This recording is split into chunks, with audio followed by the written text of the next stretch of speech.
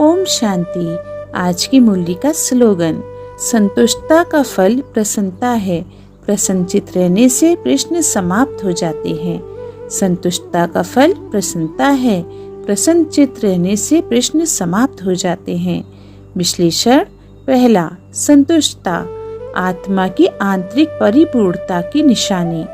जब आत्मा श्रीमत पर चलते हुए ईमानदारी से पढ़ाई, याद और सेवा करती है तो उसे आत्मा के अंदर से ही एक पूर्णता की अनुभूति होती है। यही होती है सच्ची संतुष्टता।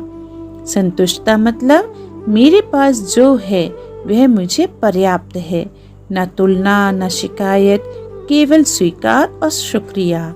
जब आत्मा संतुष्ट होती है तब वह दूसरों से कुछ लेने की अपेक्षा नहीं करती, बल्कि देने की स्थिति में रहती है।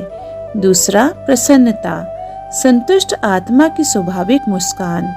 प्रसन्नता कोई बाहरी हास्य नहीं है, यह आत्मा की गहराई में बसी स्थायी स्थिति है। जहाँ संतुष्टता है वहाँ स्वतः प्रसन्नता झलकती है।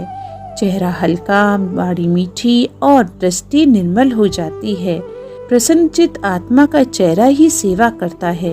वह जहाँ जाती है वहाँ खुशबू फैलाती है। यही है चेहरे से सेवा करना। तीसरा, प्रश्नों का अंत अर्थात स्थिति से उत्तर देना। बाबा कहते हैं जब आत्मा संतुष्ट और प्रसन्न होती है तो किसी के भी प्रश्न, संदेह या अविश्वास का उत्तर देने की जरूरत नहीं रहती। उसकी स्थिति ही उत्तर बन जाती है।